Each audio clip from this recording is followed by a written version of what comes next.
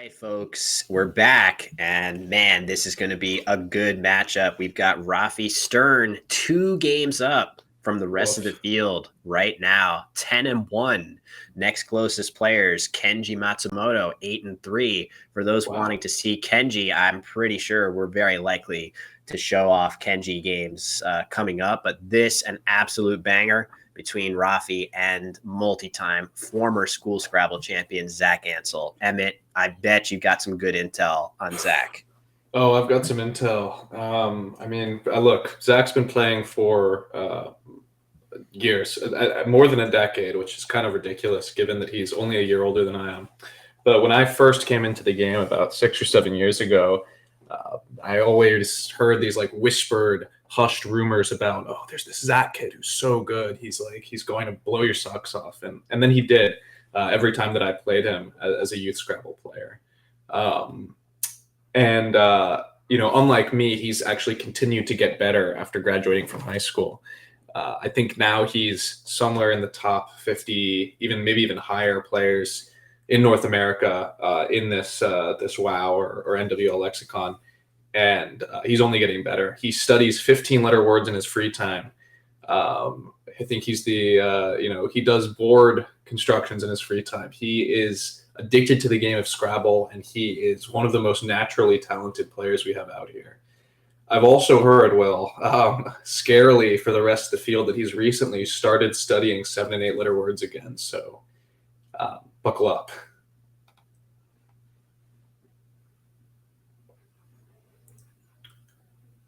Well, we can't hear you, I don't think. Ooh, thank you very much. That was another cough or slurp of my tea that I tried to hide from you all. But yeah, I was just saying that's kind of scary given the level he's already reached.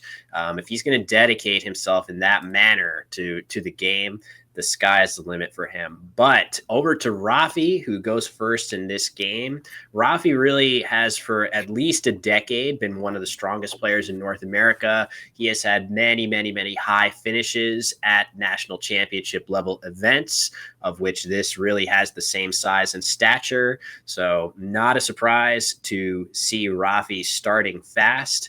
And he's going to be, it's a kind of a tricky rack here. I It is wonder tricky. if he's going to think about debted here, which I don't think Ooh. is a word in this lexicon for some reason.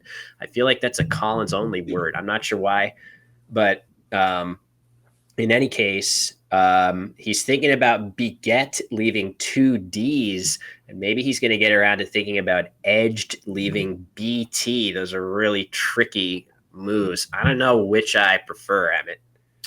Yeah, I think this is an especially interesting first position. Normally, at this high of a level, players are just going to spot their best options, with no extenuating factors like other letters to play through or hotspots on the board. But this is a particularly interesting opening play. I think Rafi is just going to have to calculate the equity here and decide which of beget and edged he wants to go with. I think the D isn't the worst tile in the world to duplicate on your rack, but yeah, I don't know. It's certainly an interesting first position.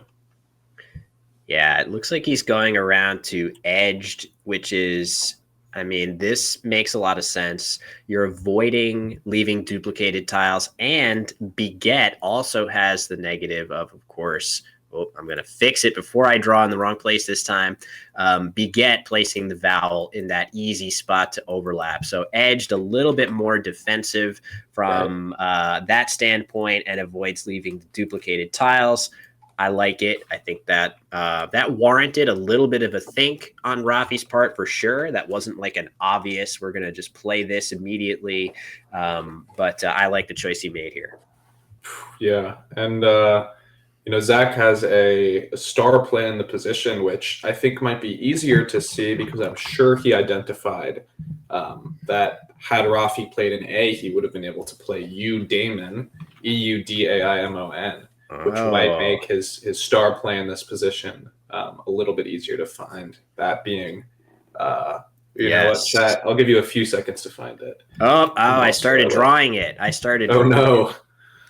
Well, I gave a hint, and you gave a hint. I did. So, yeah, I mean, hopefully Jack can come up with it. But this isn't that easy of a play. I feel like it's a little tricky to come up with this word through the E of edged. I could see this being missed here.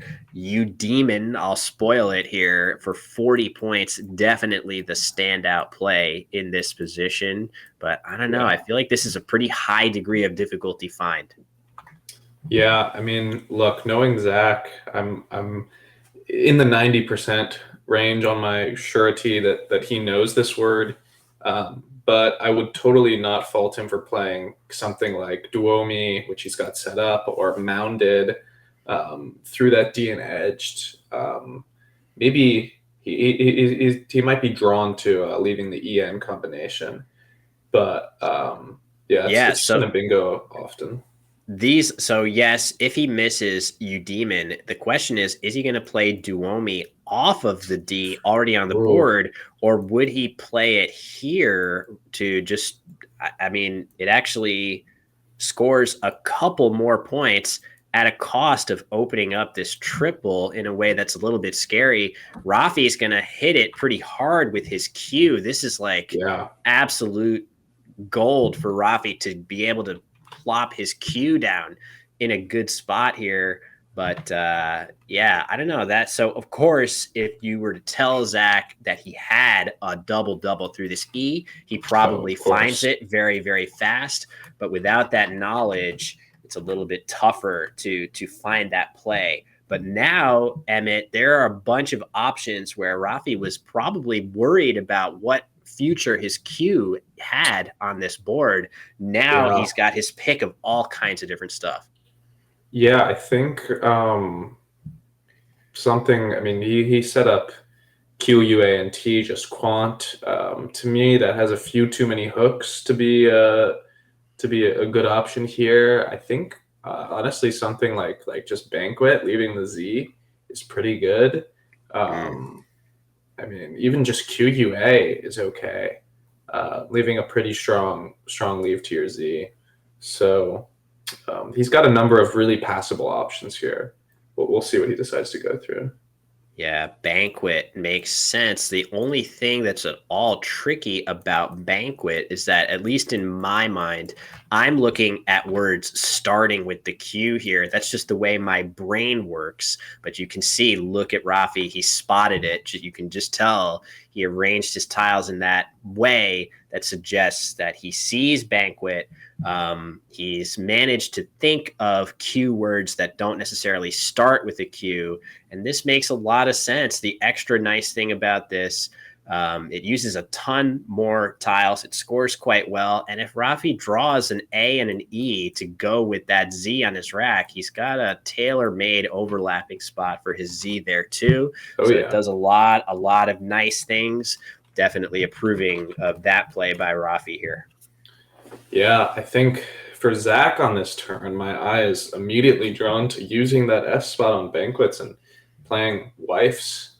I think is a Mm. pretty natural play here. I mean, typically you'd want to leave your S behind, but on this board with one S hook, which isn't in a position that you could use an S in seventh, I think playing wifes for 42 is Zach's best option here. Yeah, I like that idea. The S hook is very, very strong right there. Zach with the S and a bunch of other good bingo tiles, but the F and the W do set him back a little bit in his quest to get a bingo down in short order. So unless he can come up with a play that uses the W and the F for a solid score, I agree with you, Emmett. I think cashing his S in here makes a lot of sense. I do expect him to eventually come to that realization when he realizes that, something like few is maybe the best way that he can use both his F and W here. That's not inspiring enough for me to want to do over a play scoring 21 more points like wife's, which you pointed out here going Yeah. across. The point sacrifice is just so strong there. I think if it were more in the range of 12 points or 15 points, few might be worth considering or worth playing. But given that it's 20 points, it's almost double the score of few. I think it's just a few too many to give up. He's Looks playing like winos. Yeah, he's going to play winos. That's okay. interesting. I think Does a I few would things. yeah, I'd probably prefer wifes just because the F is, toxic enough of a bingo tile that I do feel like even keeping the E, you probably end up playing more bingos after wifes than you do after winos. But Emmett, you like a few of these things here. Yeah, I think there's something to be said about keeping a tile like the F on your rack. Now it's kind of negated by drawing both the J and the X on his redraw, but keeping the F means that on a lot of boards and after a lot of plays that Rafi makes, you're going to have relatively high scoring, 25 to 30 point overlapping plays. So it's definitely interesting to think about. Um, Winos is also relatively close in just equity valuation to something like Wife's, and keeping the E over the O is certainly better. But yeah, I'm not sure if that's what I would have done. Yeah, it's interesting because you would think keeping the E balances the drop that you get by holding on to the F. And why don't we spend a moment on this move? Phase. This is exactly what Rafi was hoping would happen after banquets. He drew the A and E and just the right consonant to play a 51-point re-overlapping play. That is definitely something that he foresaw as a possibility when he played banquet. So it's always nice in Scrabble when a plan comes together like that. But he Yeah. had another option of Zanana into this A, which I'm sure he preferred phase because he could get those 50 points without exposing a Z in the triple lane. And wow, very fast. Zach bombs that X, Emmett. Yeah, look, I think I like the phase play from Rafi. The drawback is that his leave of NNV is very, very vulnerable to a lot of one vowel draws. Now he did draw two vowels, so he's going to be able to play his way out of this, but it's going to take him a turn or two to set up his rack for bingos.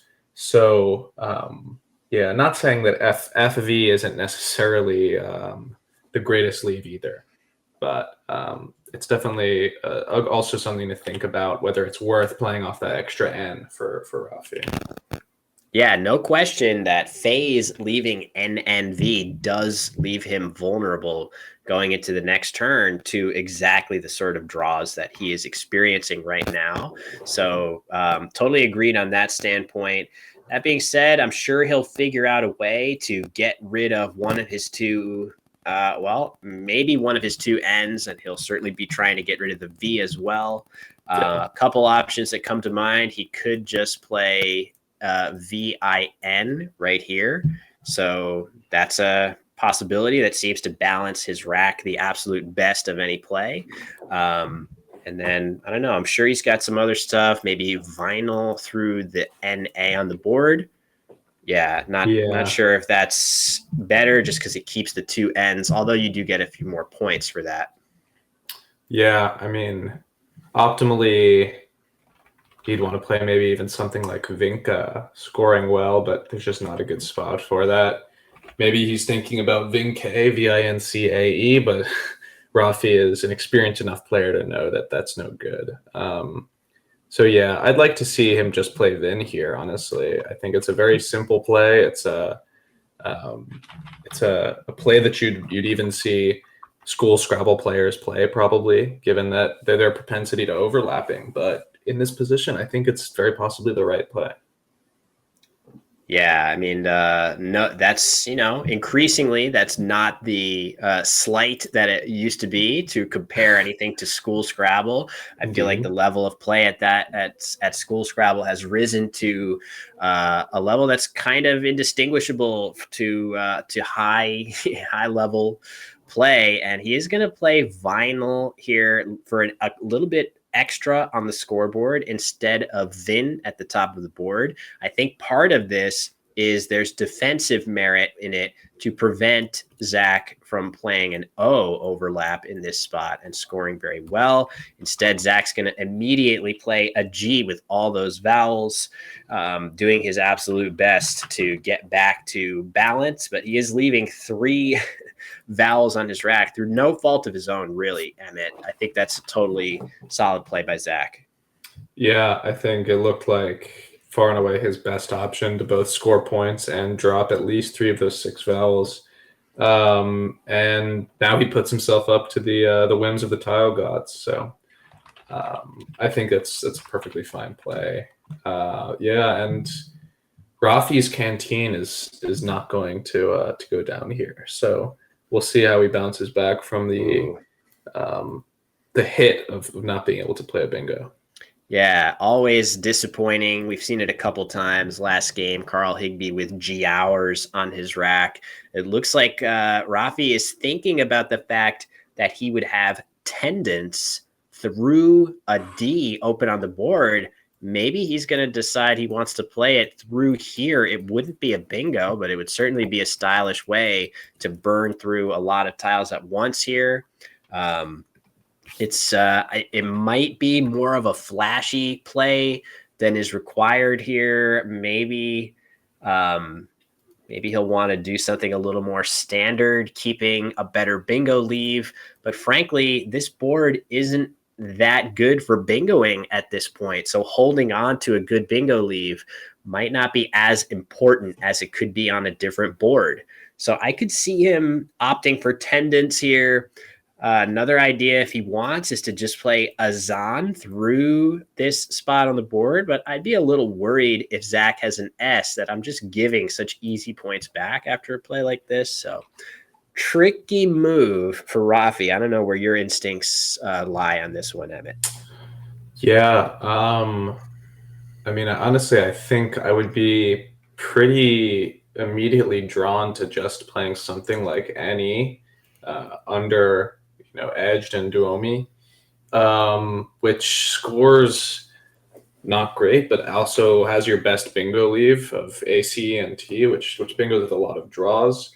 But like you say, Will, there's really not very many bingo lanes on this board at all. I think you could play with an S under vinyl, or you could play from the D or from the E and edged, but it's really not a great situation for bingoing. So maybe something like Azan. Again, though, as people are pointing out, both Azan, and you pointed out, both Azan and Tendence are vulnerable to S draws from your opponent. So Emmett, very interesting. You said that this play doesn't score very much, and technically you're right, but actually 14 points in this position is a solid amount. I feel like this play has a lot of merit to it, but again, sitting on your nice bingo leave after a play like that, I don't think in such a close game that you can expect Zach to open up the board for you. He's probably going to just continue to score and open as little as possible. So we had Matt Kanik, our commentator extraordinaire in the chat, said no way that Rafi plays Tendence. And in fact, he has defied expectations here. I don't mind it that much. It is very aggressive to open up such an easy S hook here and an E, no less, to play through. But you've also drawn 6 tiles into a bag with 2 blanks in it, and you've drawn a 7-letter bingo that's going to play of the weird plural of icons. So Rafi sort of seizing the fate of the game into his own hands here. Of course, if Zach had drawn something better, he might live to regret Tendence, but it looks like Rafi is on the verge of blowing things open here. Yeah, it's a very fortunate draw for him with the 6-tile draw after Tendence. I think, honestly, it seems not so bad to me. Honestly, the S hook is really not that dangerous. You're not getting the S on a double letter like you would have gotten in the last game with Exonerees, and you're not putting it in a triple lane like Azan would do. So just from a scoring points perspective, I'm happy with Rafi's decision, and it seems to have paid off. On the last thing I'll say about the NE play is that I think I'd be a lot more likely to play something like that if I were holding one of the hooks to 8 on my rack. True. Um, D or R. Right. Or S, of course. Yeah, makes sense. So Zach, unbeknownst to him, is in a precarious situation, but he had a play set up on his rack of loop right here, playing 3 vowels and his P off at once through that L. He had that set up. There's no way that, so he knows that Rafi could not have had an S on tendons, or else he would have played it, obviously. So the only, he can't really be that worried that Rafi has exactly the type of rack that he has, which is a 7-letter bingo ending in S. If he did know that or had reason to believe that, then loop would be a very strong play to obstruct that S hook as a decently, while also balancing his rack to a large extent. That being said, I'm not sure where he's getting set to play poi. Oh, he's probably considering Uvia. Maybe Uvia right here is what he's thinking about. And if he does that, Rafi's next play is going to be instantaneous in this spot, I would expect. Yeah. On the flip side, though, Will, I think Zach he's a mathy enough guy to know that drawing 6 tiles into a bag with 4 S's and 2 blanks, Rafi is relatively likely to draw one of those hooks onto tendons out of the bag. So something to think about with loop. But I think Uvia is totally fine. And Rafi is going to play icons immediately. No surprise. He's playing this fast. And, oh, man, POI left over after Uvia, and Zach with an absolute 0% level draw of 3 R's and a Y. That it's hard to imagine anything too much worse than that. A rough draw for him as Rafi bingos to take command of this game, and it's going to get even better because Zach doesn't have a blank. Rafi stands a decent chance of plucking one of those 2 blanks out of the bag right now, let alone both. So let's see what Rafi pulls. Could start to distance himself here with a good draw. Yeah, I think not quite. That's going to let Zach back in the game. We'll see what Zach comes up with. I think this is going to be a word knowledge check again, as he's got the very stylish play of Priory. It's Priory, going down next to the forming tap with the spot he just made with Uvia. Now, that's a word that Zach should know, given that he's studied enough to have studied the 8-letter variant of that, Priories, or the plural. But it's not something that would immediately pop to mind. So we'll see what he decides to do. Dropping 2 R's is nearly a necessity on this turn, I would say. Yeah, that's paramount for sure. Got to try to get down to 1 R. So I guess Priory going down right here is the idea. At least you get the Y on the triple letter score for some extra points. Of course, the O in this spot is going to be very overlappable. We know that Rafi is going to be caught a little bit without a way to punish an opening like that very strongly. Yeah. But maybe Zach is thinking that prior here is a little bit more. I mean, even that can get overlapped pretty heavily. So if you're going to be choosing between one or the other of these 2 plays, you might as well pick the one that scores 4 more points and gets rid of your Y as well. But maybe he's going to try to find something that's not quite so crazily aggressive. That being said, he's down 75 against a very, very strong opponent. So getting crazily aggressive could be warranted. I will say, Will, if you look in the tile bag, from Zach's perspective, there are only 2 unseen E's. Now, they both happen to be on Rafi's rack, but with that in mind, after a random draw of 7, there's no way for Zach to know that Rafi's going to have the only, or 2 of the only underlaps that go under there. Although obviously something like an N would also hit the spot. Interesting, very interesting. Yeah, that's tough. Looks like he dropped his one of his R's or his P on the floor there. Rafi looking unperturbed as Zach tries to track that tile down. There we go. We got it back. It was the P. Beautiful. Wouldn't want to lose track of that P. If I was going to drop a tile, it would probably be the R here. So clearly no shenanigans going on here. Wouldn't want to drop my one tile that I'm feeling half decent about here. But yeah, tricky call here. Either way, it is the real saving grace here that we know is that Rafi's rack does not have a bingo, nor does it have a blank on it. And Rafi's next turn, he's going to find it difficult to score points. Maybe something like Nookie is going to be a really, really nice bailout for Rafi here to dump a bunch of those tiles. And as you suggested, Emmett, these two are the last E's. So normally you want to hold on to those E's if you can, avoid playing them, if you have a good option that keeps them. But Rafi can use one of his E's knowing he's got the other one. He won't go without an E on his next rack. I think it's hard to call the E. Wow. What do you think about that play, Will? Core. So that's interesting.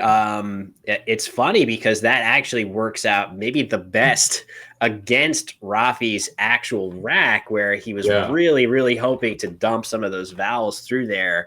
But I don't know. I think I would have to have the stomach to play prior or priory on this turn. I just would not want to go into my next move with that RRYP combination on the rack, but I get it. The thing I worry about is if you're thinking that if Zach's thinking I'm putting a letter out in space that could be useful for bingoing, I'm not so sure that it's actually going to work out that way, because Rafi's best scoring spot is right here, which is going to obstruct that R quite a bit. There's so many things that Rafi could have, those H's, maybe the W fits there sometimes, that just get hammered in that spot that really block a lot. The value of this R would be to end 8-letter words. You definitely have plenty that start it, but I worry about that as well. So in any case, don't know what you think about that, Emmett. I sense you reacted to it negatively. I did. I think leaving the two R's and the Y combination is pretty rough for a couple of reasons. I think the first reason is that in a position like this, it makes sense to go for turnover, which means that we want to be playing more tiles with lots of good tiles still left in the bag to be drawn. Two S's or three S's, two S's and two blanks left that Zach may want to go for. The other thing is that even if he may be opening a spot for 8-letter words, he's still retaining two R's. So even on this next turn or even the turn after, it's still likely that he's going to be going for an 8 with a repeated R, of which there are many, but that slightly disvalues the opening or the floater for Zach. Yeah, all very true. From Rafi's POV, I feel like core gives off so much more strength than Zach actually has. I would be thinking, if I'm Rafi, I'm thinking that Zach has something way better than this after a play like core. I'm not really sure what I want to do about it. It looks like maybe Rafi will play something like Uri through this R and really force, if Zach has a bingo, it would have to essentially go in this spot, which gives counterplay back to Rafi in response. That makes a lot of sense given how strong core looks, right? Like, just think about it. He's only played 2 tiles. Typically in Scrabble, players are trying to play the tiles they don't like on their rack. So Zach playing only 2 tiles, it's usually a signal that, to your opponent, that I've got 5 tiles I like enough to keep. I could have played a lot more stuff. So wow. If I'm Rafi, a play like Uri does make a lot of sense, just to get that big triple lane off the board, force a bingo here, and maybe respond with heavy counterplay that keeps me in the lead. It's really, really interesting that you say that. Well, I think it's been a while since I've seen, maybe this is an intended bluff, but a bluff it is nonetheless, whether Zach meant it as such. But Wow. For 5 points, though, I really don't think I could stomach playing for only 5 on this board. Um, yeah, I just don't know. I think it just seems like such a sacrifice to make when there's still going to be 70-point bingos going down in the top spot. I Um, think the real issue with it is, yeah, it is a sacrifice, but how much, right? Like, what is the right. actual highest scoring play that Rafi can make there? And the answer is, yeah, he just played Uri for 5 points, but it's not as if he had a 40-point play that he's sacrificing. That's true. His tiles were so bad that he probably was only sacrificing something like 10 points over a play like Tone in this spot, or maybe he's thinking about playing Lou in this spot for, what would this be? 2, 4, 5, 6, 7, 15 points here. So it's not Right. that massive of a sacrifice, but I do agree with you that it's tough to stomach there. I think this is a very read-based play on Rafi's part, reading True. core to be a very, extremely strong. And from Zach's POV, that's kind of a win. He's gotten Rafi to make a concession, to make a sacrifice with, reading him to be a little bit stronger than he is.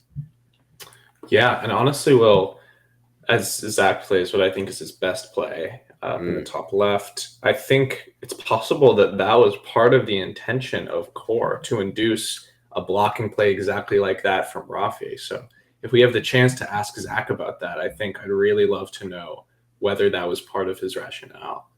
Because if it was, I think that is a unbelievably impressive play. Yeah, that's a lot. There's a lot of nuance that goes into it. And from Rafi's perspective, remember, Zach just played 2 tiles, meaning that he had 5 tiles left on his rack. By definition, it means that Zach had to have kept at least one of these 3 tiles on his Right. rack previously, which is probably a bit of a mind breaker for Rafi. Which of these letters did he keep in order to play core? Of course, we know the answer was both the P and the Y, just because his tiles were that weak. But wow, look at this. Yamoon for 36 points, leaving ERR. Rafi plays it very fast, keeping that last E, but man, scary to make such a nice S hook right here. It does keep that last E, but I'm curious, Emmett, about the play of rearm right here, which would Ooh, have been fundamentally, this would have been very unpunishable because the E's are gone after that play. There's no wow. way to underlap the R, and you get 30 odd points without opening the board like that. So That's a great point. really tricky plays there. Probably some feeling that the clock is getting low. This is going to be a really exciting finish to this game. Yeah, I'm very excited to see how Rafi uses his case E here, because I think this is one of the things that sets players at Rafi's level apart from, maybe players at my level, where Rafi understands the value of having the last of some tile, right? He understands that this last E is so much more valuable than the third to last E or the fourth to last E. So I'm really interested to see what he's able to do with this. I'm also Yes. interested to see how Zach gets out of this consonant hell that he's in, having drawn 2 L's to his leave of 1 L. Um, yeah. Yeah, it's true that pre-arm was a possibility with rearm as well, but I think that is significantly less of a threat than just making a gigantic S hook that's very difficult to deal with. But yeah, I mean, tough move there for sure. I'm not sure what's best there. As Zach with a really tough situation on his hand, he plays Laurie. I like that play just to grab as many points as he can and stay relatively close on the scoreboard. Remember, both blanks have yet to appear. Both players are probably starting to sweat, thinking that the other one must have a blank by now, but it's not the case. They're still lurking in the bag, which is kind of crazy here.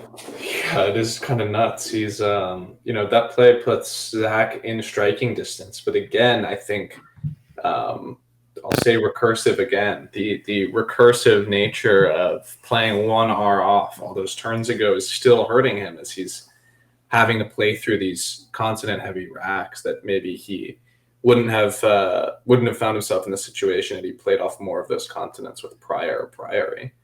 Man, I wonder if Rafi's going to play reader. Wow. Oh my Wow. God. He's just going for it. The beauty of this play is that it is nowhere near as dangerous as it looks without Right. any more ease to come. So true. Yes, you can still get hit along this triple, and maybe that's going to hurt a little. But Rafi, with his lead, is going to be able to withstand 30 or 40-point plays in this spot relatively easily. And Reader blocks the S hook that he just created with Yaman. So that is great, great recognition of the game state by Rafi. Sure, Zach could have a bingo with a blank E, but that is definitely very, very specific compared to if there were a ton of E's left in the bag to draw. So I really, really like that play by Rafi. It looks crazy, but it's far from it. Yeah, it is so. I mean, look, that's the type of case E play that I was talking about. It's so difficult to see Reader as anything other than a crazy board opening play. But with the structure of the R, with the fact that it only takes an E after it, it is a remarkably defensive play here, and I think just a hallmark of an incredible player of the likes of Rafi. And he, for good measure, he draws the blank to his leave, which he was also probably fishing for with a 6-tile play. Yeah, he's happy to see one of those, as it looks like he has noted the crazy 8-letter bingo of Spagyric, which I don't think actually plays anywhere. Nicely done by him to even think about something like that. So, yeah, I mean, there are definitely some interesting plays that Zach can make here. Something very simple like Bill in this spot has some merit because it makes a sevens lane that's pretty hittable if he can draw something ending in ED, for example. I know what I just said about the E's being gone, but if you were to draw the D and a blank together, it makes a lot of sense that maybe you can turn that blank into an E. So even though it's not as likely, it's still possible that Zach can draw a blank and maybe have some options to turn it into an E here. And not quite. He hasn't really drawn one there, Emmett. Tough one.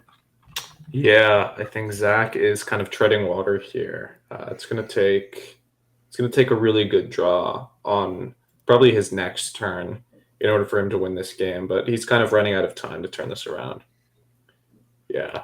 Looks like Rafi's thinking about Sprig and Ego, which scores quite well and hastens him to the end of the game. Just needs to stay up by enough points that even a bingo in one of these improbable spots right here doesn't really threaten him that much. I would be tempted to play Rip right here just to really once and for all close the lid on these triple word scores. That seems kind of tempting. At the same time, it leaves CGS blank, which is not my favorite combination of letters to keep here. Sprig leaving C blank, so much more flexible. So a couple different options to consider here for him. Not sure I feel super strongly about either of them. Yeah, I think also playing Sprig with 9 in the bag is going to leave 4 in the bag pre-end game for Zach. This may end up putting Rafi in a position where he has to play through a 1 in the bag at pre-end game. But I do think it's too many points to give up, especially now that he's going to go up by 75 points after this. He might find that second blank in the bag too here. In fact, he has a great chance of doing so, and that is going to feel very good if he's able to uncover that tile here. It is lurking in the bag. You can see it's not on Zach's rack. Let's see if he figures out a way to get it. Oh my God, not quite. We've got a really interesting endgame coming up. That is horrendous. So now we can see Rafi's drawn horrendous tiles here. And with a sufficiently clever play by Zach, he could give himself some chances at this. I think from his perspective, he cannot do anything that blocks this lane and this lane. I think he needs those two to stay open so that Rafi doesn't know which one to block. But now Rafi is going to have a devil of a time blocking this lane. He has no vowels that play parallel. So this just got more interesting with that horrendous draw by Rafi here. Way more interesting. Now we'll see if Zach hits the relatively high chance of drawing the blank after whatever play he makes. But the play that he makes is going to be very important. He has some time to think it over. I'm not sure if I see anything right now, Emmett, that jumps out. Yeah, that's exactly what I was about to say. I don't know if I see anything that I really love. Whoa. And he fishes one, so now he's only 25% to draw the blank. But he's going to. Wow. He must be going for something very, very specific. I'm not 100% sure. Oh, wow. He hit it. He drew it.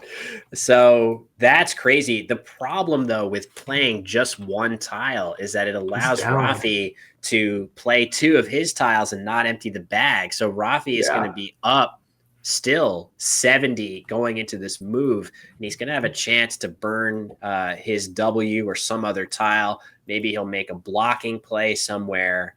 Not 100% sure. What he's going to elect to block. But yeah, this is crazy. Did not see this game having such a sweat down the finish line here. Oh man, you know what's insane? Maybe the idea with this, yes, Zach now does have bingos in this spot, but he also has airlocks right here through the C.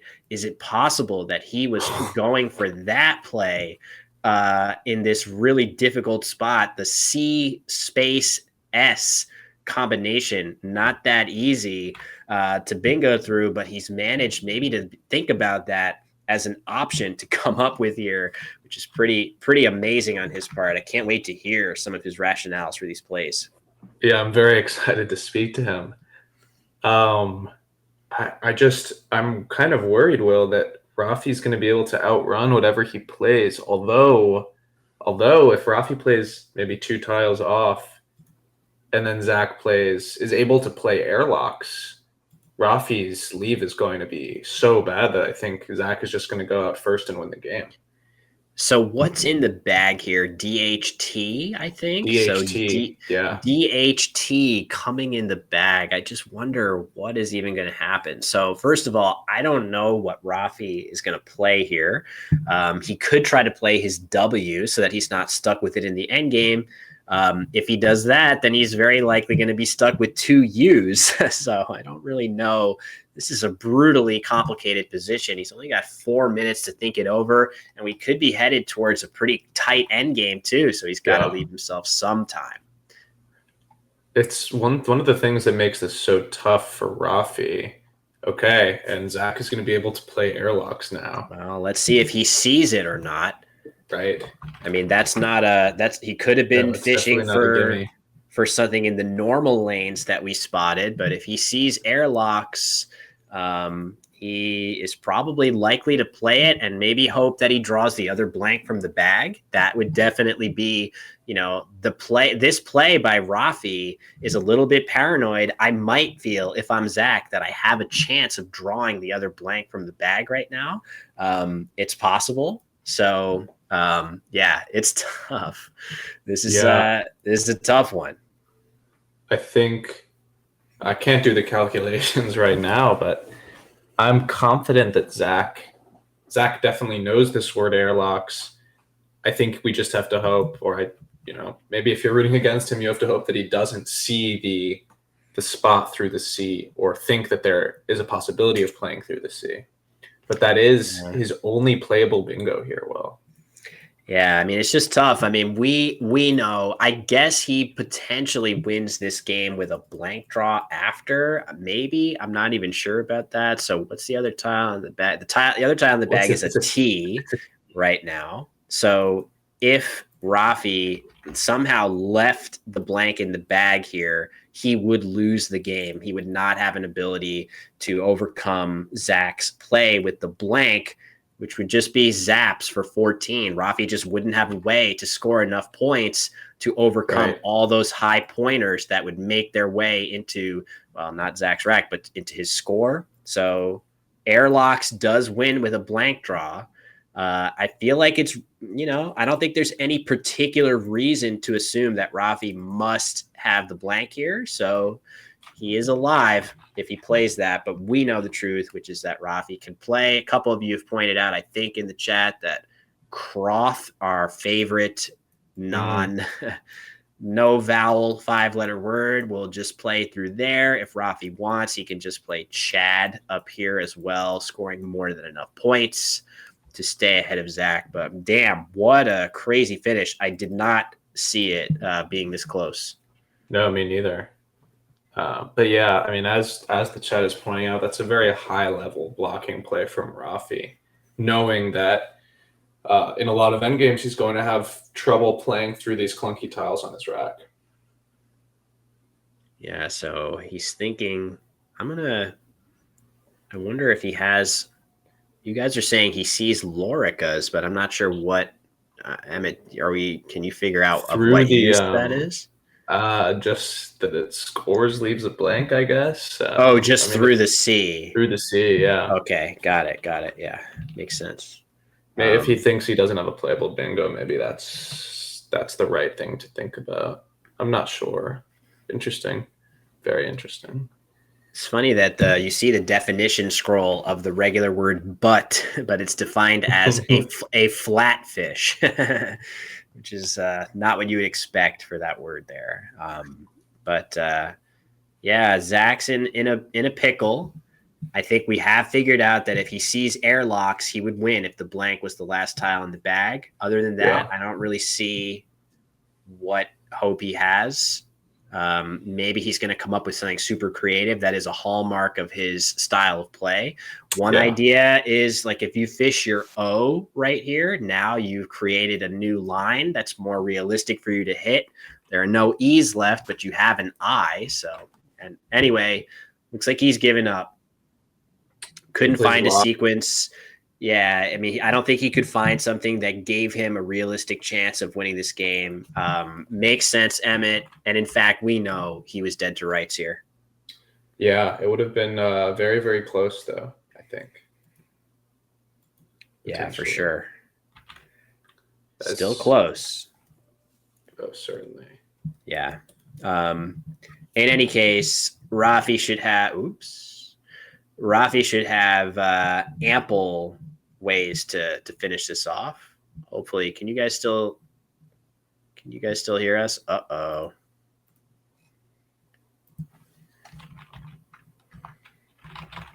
Stand by.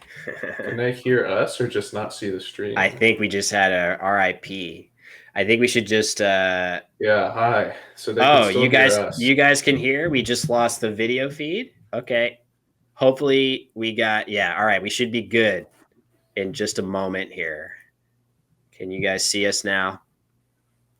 Nothing happened? Okay. I thought we were getting some sages and some rips. All right, cool. We didn't miss anything. And Emmett and I did not say anything objectionable during that time period. Not even a curse word between the two of us. So we handled that incredibly professionally.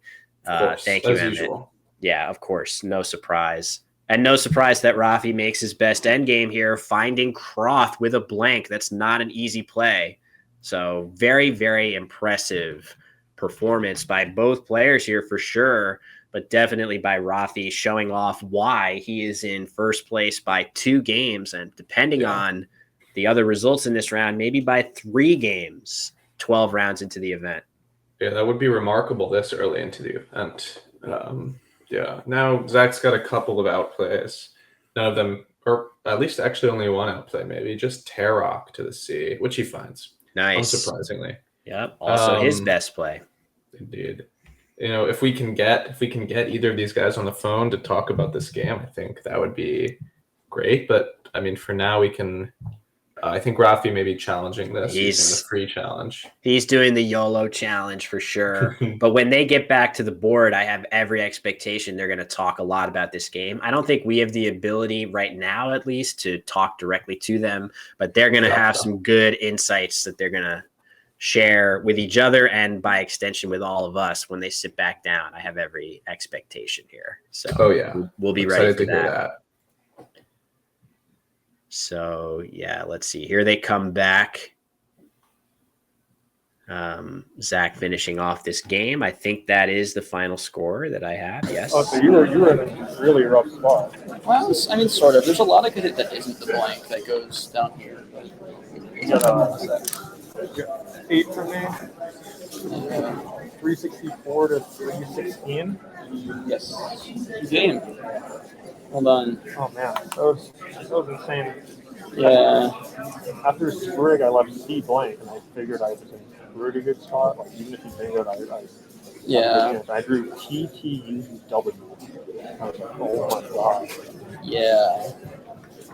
Like if you bingoed right away, I was in really bad shape. Yeah.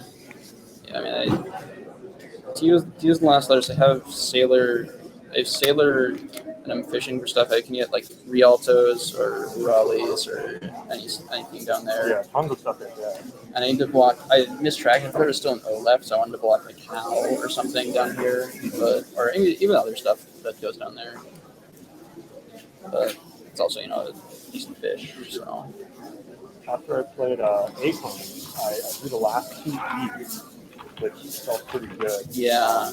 I figured you were pretty safe doing this because you can't get too much there at that point. My lead was another R too, so it's like pretty bored. That seems pretty good play.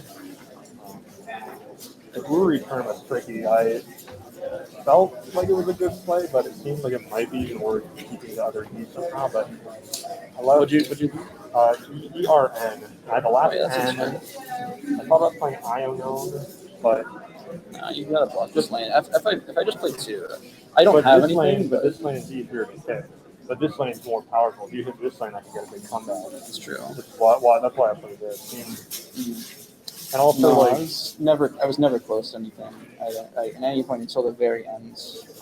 Like this left IPRRY or something like that, and I just didn't have anything better to do. I was trying to feign like I had good stuff, so you'd sacrifice points and block, and maybe I could catch up that way. Wow. I had like 3 L's when I played this, another R as well.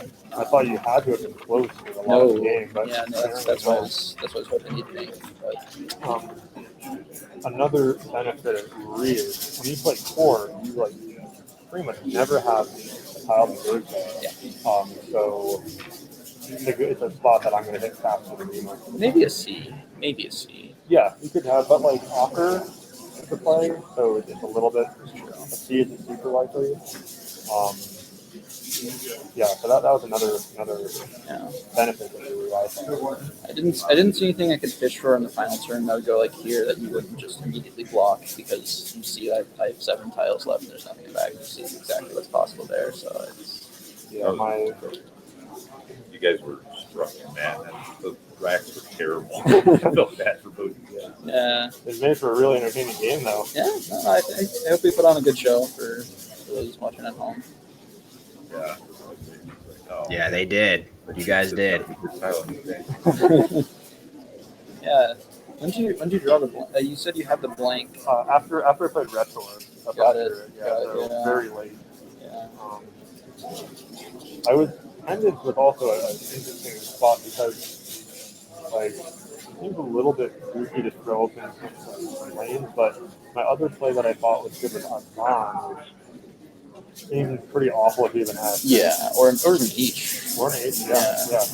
Although I had a C left in, so still, like, it's unlikely. I thought that was a pretty good play, Harry. What are you going to do? I mean, went on tender?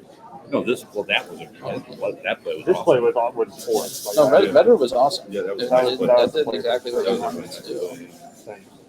But tended, it seemed like there could have been some other options. There weren't many. I was watching. There weren't a lot of good options, so it seemed like the best one. Cool. Yeah. All right, looks like the players are winding down their post-mortem discussion of the game. Emmett, that was pretty cool to hear Zach say, Oh I was yeah. trying to feign like I had good stuff with core, and it absolutely worked exactly as he imagined, getting Rafi to spend those vowels for just 5 points, which really kept him in the game. Yeah, that is the confirmation that I was looking for, and just reaffirms my view of Zach as an incredible intuitive player. I think that is such a creative way to play that turn that I probably never would have thought of, and it worked to perfection, forcing Rafi to sacrifice 10, 15 points to make that blocking play that he really didn't need to make. So impressive. So Zach dropping after this game to 7-5, but if not for Rafi running away with it, that would still leave him in in striking distance. But Rafi moving to 11-1 through 12 rounds, he is definitely pacing the group in the WoW Lexicon division. And in our next game, we're going to have a matchup that I'm sure is going to excite many of you. Rafi is going to stay on the top board, and he's going to go up against one of the strongest players in North America for quite a while, a legendary figure, and that is Kenji Matsumoto. So very exciting matchup coming our way shortly, Emmett. I'm pretty pumped. Yeah, this is very exciting. I've long wanted to see Kenji play live, and I'm very excited to be able to talk about him playing while he's playing. Kind of in some senses, one of the godfathers of modern Scrabble strategy. Kenji is so.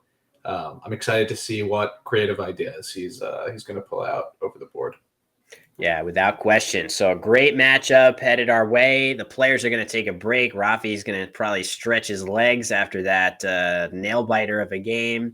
We're going to take a break as well, and we'll be right back with round 13 between Rafi and Kenji from the 2024 World Cup.